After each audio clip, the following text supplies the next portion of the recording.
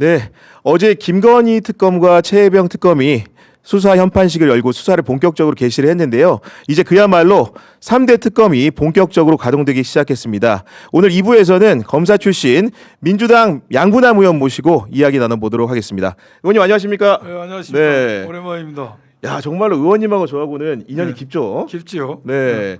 아마도 뭐 10여 년 전인데 그렇죠. 제가 검찰에서 특수부장 하실 때 그 네. 방에 자주 갔는데요. 제가 잘 알려줬죠. 내가 수사 정보 안 알려주기로 유명한 부장이었는데. 아, 그러니까요. 예. 네. 수사 정보를 알려주셨고 저도 수사 첩보를 제공했고 그렇죠. 그런 관계로 기억을 우리가 유일하게. 합니다. 그러니까요. 그때는 제가 신분이 달랐는데. 저는 이제 그때 신분이 두 번 변한 거죠. 네. 변호사로 했다 정치인이 됐으니까. 그러니까요. 예. 아, 저도 정말로 격세지감이고 의원님이 그때도 출중한 건 알았지만은 이렇게 국회까지 들어가실 거라고는 솔직히 생각을 못 했거든요. 아니, 나도 네. 그때도 제가 정치인이 될 생각 안 했죠. 네. 아니, 이 사람 운명이 돌고 돌아서 네. 여기까지 왔습니다. 야, 보니까 이제 3대 특검이 드디어 이제 본격적으로 예, 수사를 예, 개시를 했고 오늘 전광석화처럼 예. 김건희 특검은 삼부토건을 예, 예. 압수수색했는데 가장 먼저 현판식 열고 압수수색한다. 어떤 의미입니까 이게? 지금 김건희 이 혐의에 대해서 뭐 16개가 있지 않습니까? 네. 16개인데 실질적으로 13가지죠. 나머지 3가지는 뭐 수사방해, 고소고발 하는데 그중에서 대부분의 사건은 어느 정도 수사가 됐어요. 조이트머스 주가 조작은 그렇습니다. 여러 번 터진 결정만 남은 거죠. 그 뭐 아버지 디올백, 국정농단, 명태균 게이트, 양평 다 있는데 실질적으로 삼부 토건만 심도 있게 아마 수사가 안 됐을 겁니다. 현재까지. 그래서 김건희 특검에 있어서는 가장 기초적인 수사가 안 된 이것을 먼저 치고 들어간 것 같아요. 나머지는 어느 정도 기존의 수사기관에서 수사가 됐죠. 네. 됐고 어떻게 보면은 거기에다가 정점인 김건희 씨만 데려다가 수사만 하면은 되는 문제인데 네. 삼부토건은 그래 구체적인 수사가 안 됐죠. 음. 그래서 아마 이걸 가장 미진한 부분을 그러면서 가장 파괴력 있는 네. 이걸 묻은 것 같아요. 그러니까 아마도 이제 그 앞선 금감원 단계에서는 거래소 단계에서는 전현직 경영진의 그런 배임이라든가 횡령 예. 비위만 드러났기 때문에 그렇죠. 김건희와 연결고리를 찾기 위해서 예. 본격적으로 회사를 압색한 거다. 그렇죠. 이렇게 예. 이해하면 된다는 말씀이신 예, 것 예, 같은데요. 예, 예. 기본적으로 아까 말씀하신 것처럼 16가지 의혹 중에서 상당수는 예. 검찰이라든가 공수처 단계 수사가 된 것들인데 그렇죠. 예. 그러면 저희가 생각했을 때는 야 김건희만 먼저 부르면 되는 게 아닌가 예, 예. 이렇게 생각을 하고 있는데 소환 조사도 굉장히 예. 속도를 낼 거라고 전망을 하십니까? 그렇죠. 네. 이 삼부토건 오늘 압수수색했으니까 이 부분에 이제 뭔가 기초적인 작업이 되고 나면은 김건희 씨에 대해서는 뭐 즉시 소환하겠죠. 또 소환해야 되고 지금 네. 지금 검찰에서도 명태균 게이트 관련해서 작년 10월이죠. 10월이가 네. 11월에 이미 녹취 파일까지 나왔지 않습니까? 그렇습니다. 녹취 파일까지 나왔어요. 나와서 통상의 수사 지침 처리 절차를 본다면은 당연히 김건희 씨를 불러야 되죠. 그런데 계속 부른다 하다가 창원에서는 정말로 불의할 시점 되니까 사건을 중앙지검을 보내고 중앙지검에서도 온다 간다 하다가 지금까지 못 불렀지 않습니까? 그러니까요. 예. 네. 그래서 이러한 상황이기 때문에 김건희 씨에 대해서 그 수사가 됐다고 저는 봐요. 됐다. 그렇기 때문에 부르는 건 초일기다 이런 말씀이신데 그렇죠. 예. 기본적으로 근데 김건희의 그 수사에 임하는 태도가 예. 검찰 단계에서 보면은 뭐 예를 들면 명품백 사건이나 도이치모터스 첫 번째 조사 같은 경우에는 경호처 부속 시설에서 이제 조사를 받는 황제 조사를 받았고 그 이후에 이제 명태균 특검님 나와달라고 했더니 대선에 영향을 끼칠 수 있어서 못 나온다 그러고 갑자기 또 이제 특검하기 전에 다시 한번 나와달라 그랬더니 몸이 아프다 그럽니다. 이거 어떻게 해야 되는 겁니까 이거? 이것은 검찰이 버릇을 잘못 들인 거죠. 김건희 씨에 대해서 네. 검찰이 버릇을 잘못 가르친 거예요. 검찰이 황제 조사 이거 자체로서 검찰의 어떤 계획에 강한 빌미를 준 거 아닙니까? 검찰이 국민의 검찰이 아니라 특정 정권의 사유이라는 것을 그야말로 온몸으로 보여주었던 네. 것이기 때문에 검찰 계획에 빌미를 주었던 것이고 김건희 씨가 여러 가지 이유를 들면서 뭐 조금 전에 제가 말씀드렸지만 이러이러한 사유를 들면서 검찰 출석을 불응했어요. 그래도 검찰이 특검이 이미 이제 준비되어 있지만은 김문현 씨를 데려다 조사를 했어야 됩니다. 그래야지만이 마지막 검찰의 존재 의미가 있는 건데 네. 이것마저 울고 싶은데 뺨 맞은 격으로 안 나온다니까 그냥 내버려 뒀던 그러니까요. 거죠. 예. 내버려 뒀던 것이고 이제는 김건희 씨도 운명의 시간이 다가온 겁니다. 이제 지금까지 자기의 방어를 쳐준 모든 그 어떤 힘들이 없어졌기 때문에 네. 당연히 본인도 나올 각오가 되어 있을 겁니다. 각오가 되어 있고 이렇게 되면 이제 부부를 구속해야 되는 초유의 초유의 사태, 참 인간적으로는 가혹한 사태에 이제 직면하게 되는데 그러나 어쩔 수 없죠. 그 행위가 너무 무겁고 그렇죠. 네. 죄질이 나쁘기 때문에 부부를 구속해야 될 상황이 도래가 될 겁니다. 그런데 네. 윤석열 전 대통령도 본인이 총장 때 아마 조국 전 장관에 대해서 영장을 청구를 했을 겁니다. 제 기억에. 그렇죠. 네. 그런데 기각됐죠. 기각됐고 정경심 부인에 대해서는 구속을 했고 인간사가 돌고 돕니다. 부메랑이에요.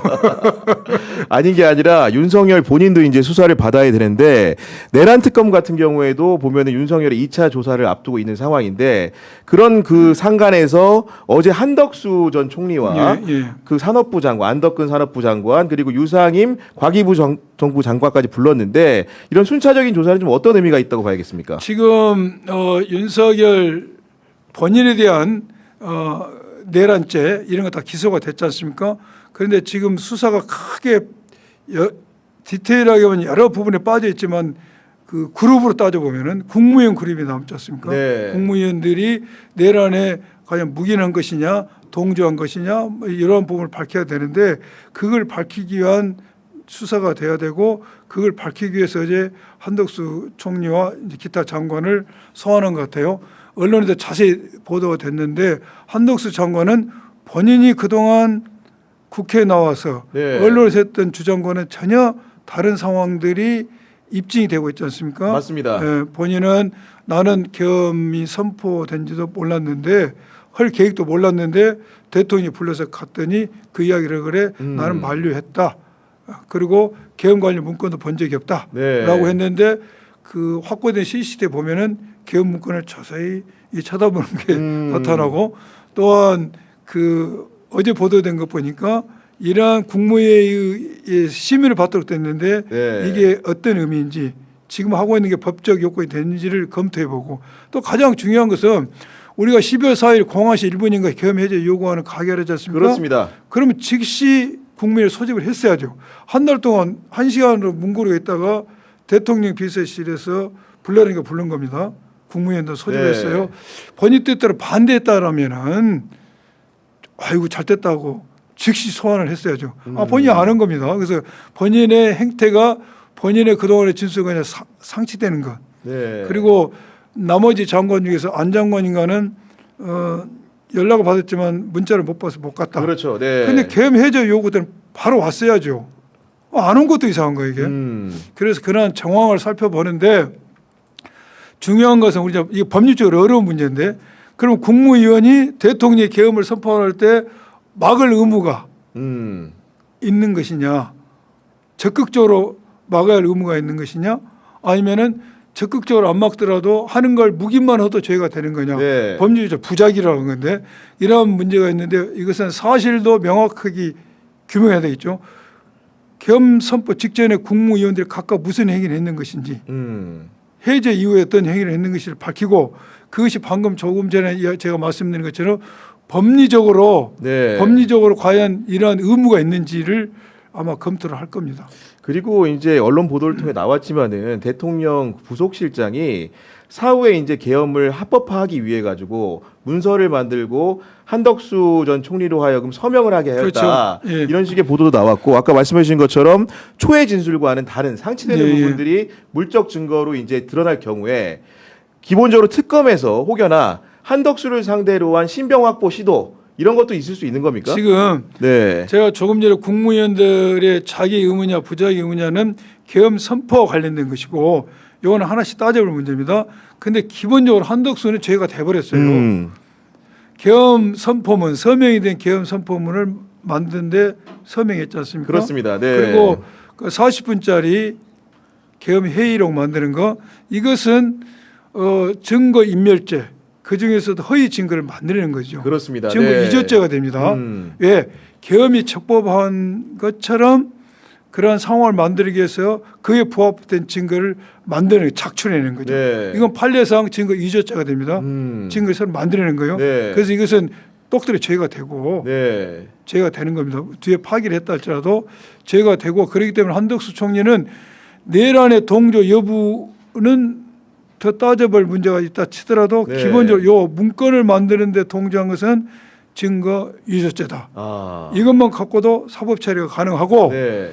이거 외에 이제 내란에 동조했는지 여부에도 여러 가지 사후적 정상이 그렇게 칭찬받을 만한 사후 정상이 아니지 않습니까? 그렇죠. 네. 비판받을 사후 정상이기 때문에 제가 볼 때 이것은 특검에서 구속영장 청구도 가능하다고 저는 보여져요. 그러니까 왜냐하면은 온갖 특검에 대해서 거부권을 행사하고 대응할 제가 지금 때 그 말씀입니다. 그리고 헌법재판관들 그렇죠. 지명에 대해서도 네. 딴지를 걸었기 딴지를 때문에 걸었기 때문에. 본인 죄를 숨기기 위한 게 아니었나 그렇죠. 이런 해석 가능한 거 네. 아니겠습니까? 네. 기본적으로 영장을 청구하고 하려면은 얼거리가 있어요. 뭐 죄가 돼야지. 성형이 나쁘다는 것 갖고만 죄가 안 되니까. 그렇죠. 네. 그런데 이미 기본적으로 내란에 동조했냐 여부는 더 따져볼 필요가 있어도 증거를 만들어냈다는 죄가 딱 돼버린 거야. 이거 하나 기둥을 세우고 그다음에 그 후에 이루어진 본인의 행태가 너무나 조잡하고 나쁘지 않습니까? 국민의 뜻고 네. 헌법재판관 딴지 걸어 특검에 딴지 걸어 별 괴상한 소리 하고 다녔어서 이 모든 걸 다 모으고 보면은 영장 청구 사유가 되고 네. 법원이 지금 이상한 짓거리 많이 하고 있는데 법원도 영장을 발부해야 할 상황이지 않냐 그렇게 봅니다. 아 거기에 더해가지고 이런 것들이 겹쳐져 보니까 그 한덕수가 왜 이렇게 무리해서 대선 후보가 되려고 했던가 이런 생각을 사후적으로 좀 하게 됩니다. 그렇죠. 이러한 증거를 이전해서 얼마나 마음이 졸였겠습니까? 내가 대통령이 돼서 정권을 잡으면은 네. 더 이상 수사 못하게 하고 이런 계획도 있다고 합리적 의심을 해볼 수 있는 것이죠. 그러니까요. 네. 우리가 그 사람 머릿속에 안 들어서 모르지만 상황이 예. 아마도 한덕수 총리가 굉장히 조바심 나는 상황이지 않을까 싶은데 아마 인생 최대 위기일 겁니다. 지금. 네. 결국은 한덕수의 그런 죄라는 것은 윤석열이라는 사람과 수직적으로 직결되는 거 아니겠습니까? 그렇죠. 그런 상황인데 윤석열이 지난주 토요일에 출석을 했는데 결국은 지하주차장도 입장하지 못하고 제 발로 걸어서 출석은 했습니다. 예, 예. 어떻게 보셨습니까? 출석을 했는데 조사를 15시간을 검찰청에 있었는데 네. 조사받은 시간은 5시간에 불과하지 않습니까? 그렇죠. 네. 3시간 반은 조사관 교체해달라고 이야기하고 그때 쓰고 3시간은 조사 열람하는데 쓰고 나머지 이제 밥 먹다가 시간을 보낸 것 네. 같은데 조사관 교체 요구에 대해서는 여러 가지 말이 있지 않습니까? 여러 가지 말이 있는데 저는 근본적으로 일부 언론을 보니까 그 이야기도 있더라고요. 조사를 받다가 결정이 증거 제시를 받았을 것이다. 그러니까 네. 그래서 거기서 당혹해가지고 답변을 못한 윤석열이 조사를 중지했다. 예. 저는 그렇게 추론을 하지 않습니다. 아 아닙니까? 네. 네. 추론하지 않고 윤석열이 처음에 조사 받으러 때 특검과 약속을 했다는 거 아닙니까? 그렇죠. 두 파트로 조사를 한다. 첫 파트는 경찰이 업무의 연속성, 지속성을 위해서 체포영장 저지한 부분과 네. 서버 삭제 지시한 부분을 하고 그렇습니다. 오후에는 이런 국무회 관련 부분은 검사하기로 약속을 하고 본인이 와서 조사를 받은 것이죠. 본인이 1시간 동안 조사를 받다가 갑자기 조사를 이제 거부를 했는데 변호사들이 이 사람 조사한 경찰관이 체포영장 집행원에 왔던 가해자다. 가해자가 피해자를 조사하면 되냐. 네. 이런 프레임을 주장을 하고 했는데 제 배경에는 제가 생각하기에는 그 자존감. 아 경찰관한테 조사받을 그렇죠. 수 없다. 내가 검찰총장까지 했는데. 검찰총장까지 했는데 네. 내가 조사받다 보니까 이거 너무 체면이 구긴다는 생각이 있을 것 같아요. 네. 그것 때문에 거절했을 것 같고 무슨 결정적인 증거가 있겠어요? 그런 결정적인 증거가 있으면 체포영장 청구할 때 이미 넣겠지. 이미 넣겠지. 체포영장 청구하고 사이가 하루 이틀 안 되는데 무슨 증거를 더 발견했겠습니까? 오히려 결정적인 증거가 나타나서 조사를 회피했다? 할 수 있죠. 어떻게 보면 자기 방어권 행사하기 위해서. 그렇죠. 그러나 네. 조사 교체 요구를 하면 안 되죠. 진술 거부를 했어야 되죠. 제가 볼 때는 그것보다는 조사받다 보니까 본인이 자존감이 구겼을 것 같아요. 그래서 아직도 본인의 뇌에는 아직도 총장이다. 그러니까요. 검사 출신이 경찰관 앞에서 조사받는 거 쉽지 않습니다. 그렇죠. 저도 네. 정치에 나와가지고 윤석열 정권 때 정치적 탄압으로 그러니까, 네. 지켜가지고 저도 경찰청에 압니다. 가서 예. 이틀간 밤샘 조사를 받았는데 굉장히 치욕적이에요. 그래서 저는 그런 게 발동했다고 생각이 드는데 네.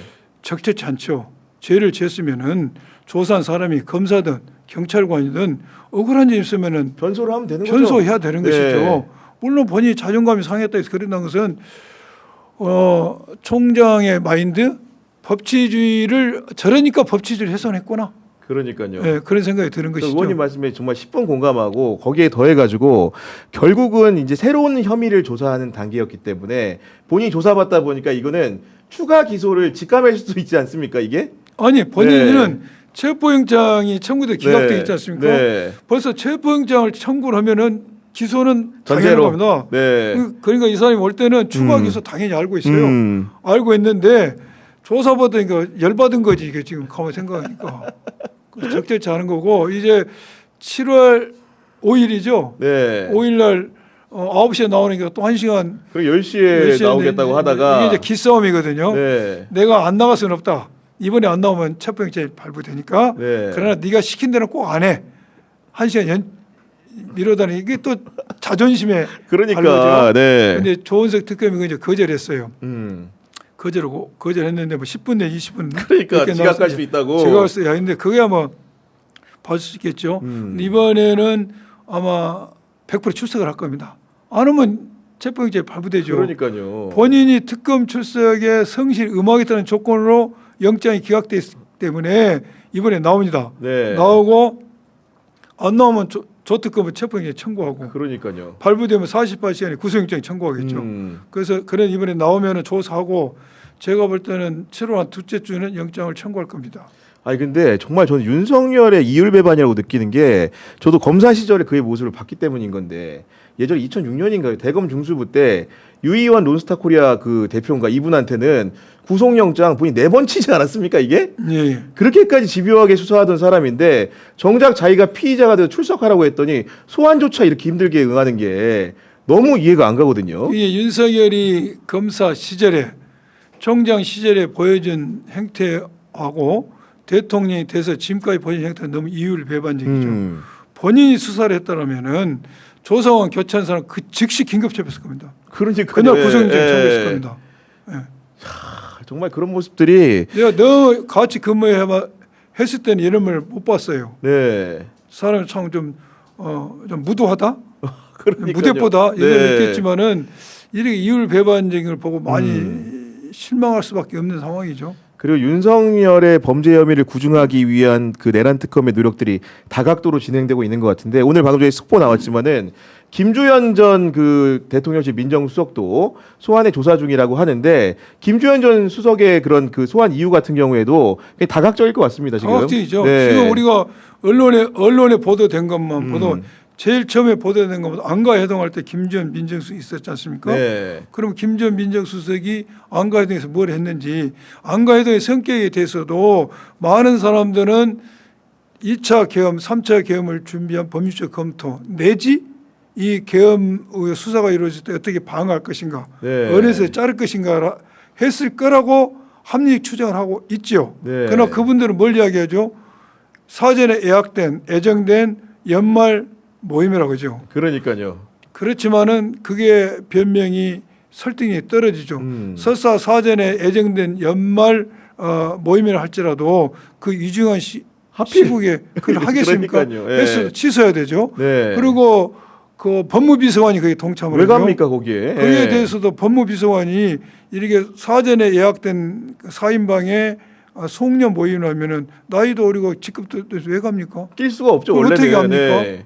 그 본인은 거기에 사직서 내려갔다는데 사직서를 송년회인데 가서 됩니까? 그래서 이것은 합리적이 않다. 네. 변명이 뭔가 모종의 후속 계엄 내지 계엄의 사후 조치와 관련 모임에서 거라는 네. 강한 의심을 가지고 있는데 그걸 구중하기 위해서 아마 부른 것 같고 또 하나는 그 강희구 부수실장이 회의록과 그렇죠. 서명 계엄 선포문을 작출 거짓을 만드는 배경이 김재현의 코멘트에서 만들어졌습니다. 그렇습니다. 네. 그래서 왜 그런 코멘트를 했는지 이 코멘트가 과연 김재현 머리에서만 나온 건지 윤석열 내란수계가 민정수석 불러서 시킨 것인지 여러 가지 다각도로 볼 필요가 있고 또한 김재현 민정수석은 지금 민정수석 아니죠. 네. 김재현 민정수석은 도이치모터스 주가 조작 디올백 수사 전에 네.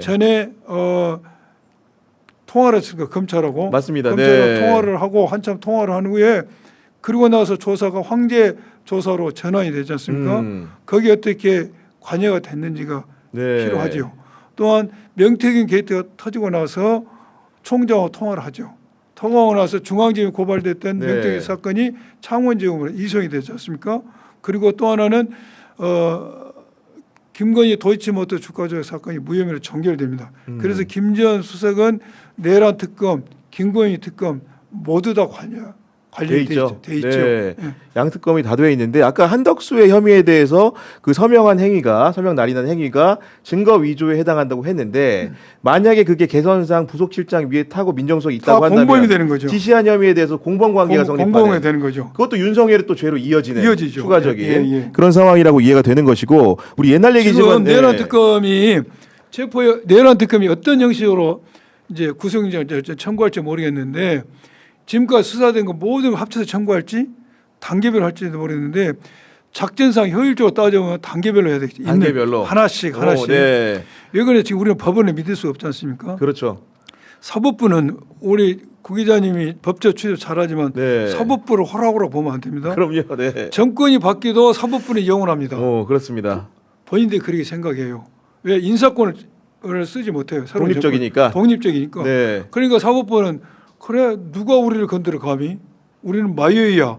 그래서 조이대의 사법 쿠데타가 일어나고 그 뜻을 받들어서 이재명 대통령에 대한 여타 죄에 대해서 기일을 잡았다가 그렇죠. 강한 언론과 여론의 판결을 받으니까 슬그머니 84조의 재판도 포함된다고 해석하면서 물러섰어요. 네. 그렇지만 이걸 방치하면 안 되는 이유가 엊그저께 공판 기일 준비 기일 잡았지 않습니까? 맞아요. 네. 아니 재판 못 하는데 왜 공판 준비 기일을 잡습니까? 그러니까. 아니 달리기 못 하는데 뭘 운동화끈 메고 그 팬티 사고 그래요. 이건 뭘 의미하냐? 우리 네. 축제 안 했어. 우리 함부로 하지 마 의미가 있어요. 그렇기 때문에 내란 특검이 영장을 청구할 때 정말 주도 면밀해야 됩니다. 네. 그래서 만약 이번에 기존에 체포영장 청구했던 범죄 체포 저지했던 거 서버 삭제 지시했던 거 이번에 플러스 이제 이거 하나 올라가겠죠. 그렇죠. 네. 그러면서 단계적으로 안 되면은 될 때까지. 단계적으로 네. 청구를 해야 되고 지금 이 조은석 특권이 현직에 있을 때도 언론 활용을 잘했어요. 그러니까. 뭐 잘 아시죠? 자, 아는 게 많지만 아는 게 많죠. 네, 입을 닫고 있겠습니다. 그러니까. 네, 언론 특권 잘했는데 이번에 그걸 본인의 장점을 잘 활용한 거예요. 수사하면서 자꾸 빌드업을 시키고 국민과 함께 빌드업을 시키는 거지. 네. 안 나왔어? 바로 알려준 거예요. 안 나와가지고 우리가 언제 불렀습니다. 또 뭘 했습니다. 그게? 조사하다 중단했다고 알려주고. 중단했다고. 네. 통상으로는 이렇게 자세히 안 알려주죠. 네. 또 이 특검법 13조가 보면은 이거 알려주도 돼 있어. 아 고지 의무가 있구나. 예. 그러게 피의사실의 수사 과정을 알릴 수가 있습니다. 네. 그런데 이거 10분을 활용하고 있는 거예요. 제가 그 용어를 만든 국민주권 수사를 하고 있어. 국민주권 수사라고 있다. 국민과 함께 수사했어요. 다 알려주면서. 그러니까요. 이것은 법원이 함부로 할 수 없는 인프라를 구축한 것이죠. 그 잘하고 있다. 네. 그런데 이번에 이제 영장 청구할 때는 좀 더 올려야 되지 않겠습니까? 뭔가를 똑같이 하면 안 되니까. 네. 그래서 이번에 그런 증거를 작출한 것 허위로 이건 100% 올라갈 것이 생각이 듭니다. 그러니까 윤석열이라는 피의자가 결국 이제 조은석 특검의 소환 요구 시간 장소에 대해서 응하게 된 것도 어떻게 보면 그 주변에 있는 변호인들을 다 고위 법조인 출신들 아닙니까? 뭐 김홍일 네, 전 검사라든가 아니면은 윤곽금 전 검사 우리가 다 아는 다 사람들이죠. 아는 분들인데 다 같이 금맥고. 이런 분들도 결국은 판단 내린 거는 조은석은 어쨌든 간에 못 말린다. 네. 이런 판단형도 있지 않겠습니까 이게?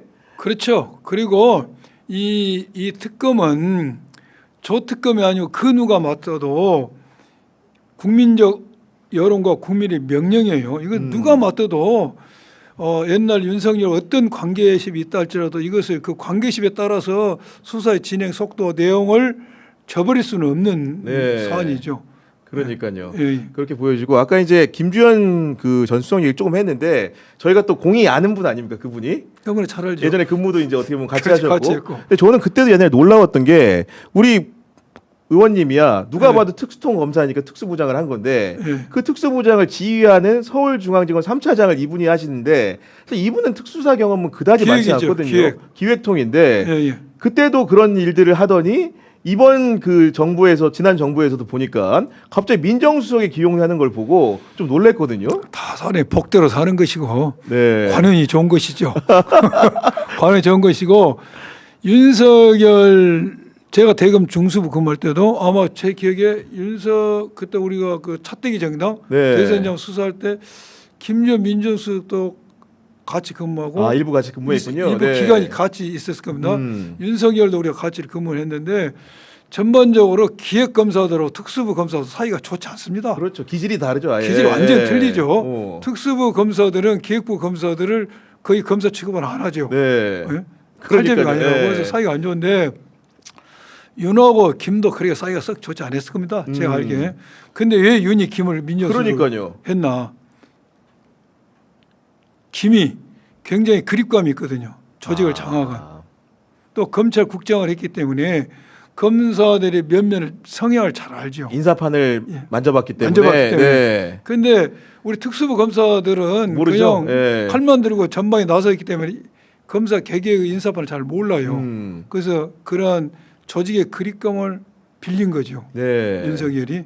그래서 잘 하나온 거 아닙니까? 그래서 지난번에 도이치모터스 디올백 수사 때 최소한도 김건희를 포토넷에다 주장했던 그 검사 송경호 그러니까, 그 네. 사람들은 다 자천시키고 그러니까요. 그리고 네. 얼마 후에 또 검찰총장을 중앙검사장을 검찰총장 다 바꾸지 않습니까? 맞아요. 네. 이 사람들이 김지원하고 다 직관적으로 나인업이 된 사람들이죠. 아니 그런 인사 교체의 과정들을 지금 다시 한번 복기를 해보니까 혹시 그 부분은 법률적으로 예를 들면 인사권을 남용한 부분에 대해서 직권남용죄를 의율할 수 없습니까 혹시? 그건 어려울 것 같아요. 어렵습니까? 네. 네. 검사 인사는 대통령이기 때문에 최종적인 대통령이 한 거죠. 네. 대통령에게 의견을 제출한 거죠. 이렇게. 그렇죠. 네. 네. 그렇기 때문에 최종적은 대통령이 결정을 내리기 때문에 그건 좀 무리해 보여요. 무리해 보이는 무리한 아무리 수사다. 미워도.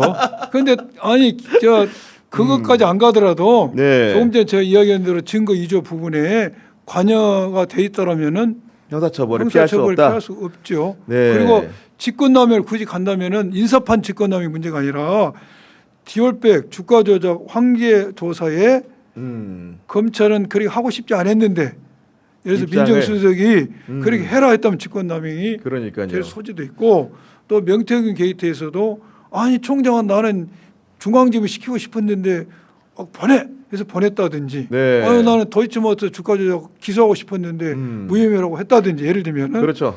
제가 그렇게 했다는 게 아닙니다. 그런 통화를 했다면 그게 밝혀지겠죠. 그건 직권남용이 될 수가 있죠. 결국은 이제 그런 부분들의 또 이제 범죄 혐의를 밝히기 위해서는 개선에 있던 사람이 심우정 전 검찰총장 아니겠습니까? 이분 같은 경우에는 작년 9월에 이제 임명이 돼서 이제 부임을 했는데 1년도 못 채우고 지금 나갔거든요. 이 나간 모습 어떻게 보셨습니까? 심우정 총장은 나갈 수밖에 없어. 나갈 수밖에 없고 지금 나가는 게 본인이 가장 베스트 시기를 고른 것이죠. 네. 지금 장관과 민정수석 차관이 다 나이범이 됐습니다. 네. 어찌됐든 민정수석과 차관도 검찰 개혁을 다 하겠다고 약속한 상황입니다. 그런데 총장은 본인이 안 나가면 해직할 수가 없지 않습니까? 그렇죠. 임기가 보장이 되기 때문에. 그런데 본인은 지금 검찰 개혁의 정반대의 행태를 지금까지 보여왔고 또 앞으로도 그렇게 할 거 아닙니까? 그래서 자기가 있을 명분이 없죠. 그래서 나가야 되고 어제 나가면서 여러 가지 사직의 변을 이야기했는데 구구절절 좋은 말이에요. 구구절절 좋은 말인데 왜 그 좋은 말을 하면서 실상은 검찰권을 이 정권의 전유물로 만들었냐. 그리고 마지막에는 이 검찰을 가지고 내란의 정국으로 같이 들어간 겁니다. 네. 검찰을 침몰시킨 장본인이죠. 그래서 이 심부정 총장은 사직을 했지만은 결국 수사를 받아야 할 상황이죠. 그러니까요. 네. 지금 검찰이 내란 관여 의혹을 강하게 받고 있지 않습니까? 첫째는 그 내란의 전모를 밝히려면은 내란의 블랙홀이라 할 수 있는 서버, 비합본 서버를 봐야 되지 않습니까? 또 대통령실, 경호처, CCTV 봐야 되지 않습니까? 그걸 보기 위해서 경찰 수사팀이 그렇죠. 압수영장을 했더니 했는데 누가 막 김성훈이가 계속 몸으로 막은 거예요. 네. 그래서 김성훈이를 이제 구속했다. 생각 문지기 김성훈을 제거하고 압수수색하려고 한 것이죠. 김성훈에 대해서 구속영장을 3번이나 청구했는데 검찰이 기각합니다. 기각 사유가 기각을 연 기각이야. 맞아요. 네. 합리적이 않아요. 결국 또 법원이 기각을 하죠. 그런데 그 전 단계에서 검찰이 기각한 거 이것에 대해서도 총장이 결국 책임이 있는 겁니다. 네. 그리고 두 번째로는 윤석열에 대해서 그 구속기간 연장이 되지 않았을 때 즉시 기소를 했어야죠. 이것을 전국 검사장 모아놓고 회의 붙일 일입니까 그게? 회의 붙일 일입니까? 그러니까. 지기현이가 네. 시간으로 계산할 수 있는 인프라를 구축해 준 거예요. 그리고 구속 취소될 때 석방 지휘해버리고 네. 또 그들을 쓰던 여러 가지 뭐 대검의 과장이 방첩소에 전화하고 이런 부분들에 대해서 본인이 결코 내려놓아서 자유롭지 않은 상황이죠. 끝으로 하나만 좀 여쭈면은 사실은 이번에 그 초두에 진행된 그 검찰 고위간부 일부 인사를 보고 사실은 그 민주당 지지자들이라든가 그 여권에 있는 분들이 약간 불안하다 이런 식의 심경을 표현하는 경우가 많은데 검찰을 잘 아시니까 좀 설명 좀 한번 부탁드립니다. 제가 네. 이 부분에 대해서 많은 지지자들이 저한테 문자가 옵니다. 너 뭐 하고 있냐? 막지 않고 뭐 하고 있냐? 막지 않고 뭐 하냐? 네. 빨리 방송에서 비판 안 하고 뭐 하고 있냐? 이야기를 해요. 근데 제가 객관적으로 이야기했을 때 이번 인사를 하면서 저는 3가지 요소를 중요히 봤을 것이다. 첫째는 검찰 개혁성을 봤을 것이고, 개혁성. 네. 두 번째 업무의 능력을 봤을 것이다. 세 번째는 친윤과의 거리, 순도를 봤을 것이다. 순도를 봤다. 저는 3가지를 보고 이 3가지를 충족한 사람을 기용을 하는 게 베스트죠. 그러나 현실적으로 없죠. 이 3가지를 고를 수는 없어요. 네. 그렇다면 어떤 인사는 개혁성을 보고 간 사람도 있을 것이고 어떤 사람은 능력을 보고 간 사람도 있을 것입니다. 그런데 우리가 중요한 것은 윤석열, 우리가 객관적으로 봐야 됩니다. 윤석열이가 중앙검사장을 1년 했죠. 그다음에 총장 한 2년 했죠. 맞습니다. 3년 해먹었죠. 네. 대통령 3년 했죠. 6년입니다. 그렇죠. 6년 동안 6년의 검찰 인사를 몇 번 했습니까?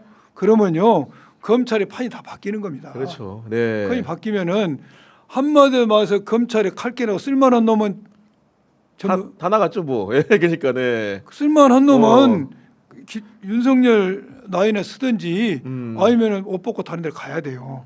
예?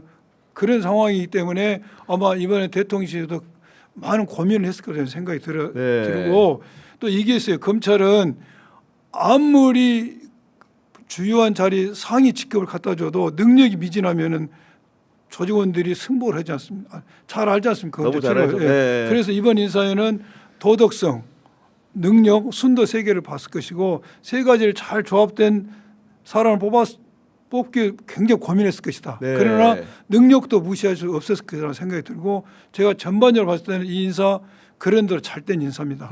우리가 대통령을 믿고 우리가 믿어볼 필요가 있다. 옛날 정권하고는 완전 여러 가지 상황이 틀려요. 그래서 우리가 검찰 개혁에 대해서 크게 걱정 안 하셔도 된다. 네. 검찰 개혁은 입법을 합니다. 그렇죠. 국회에서 법을 만들고 그걸 시행한 디테일한 시행령과 규칙은 장관이 합니다. 그런데 장관 내정자 뭐 검찰에게 의심할 여지가 없지 않습니까? 맞습니다. 네. 그래서 믿어보시기를 바랍니다. 알겠습니다. 지금까지 민주당 양부남 의원과 함께했습니다. 긴 시간 함께해 주셔서 감사합니다. 다음에 또 뵙도록 하겠습니다. 예, 감사합니다. 예.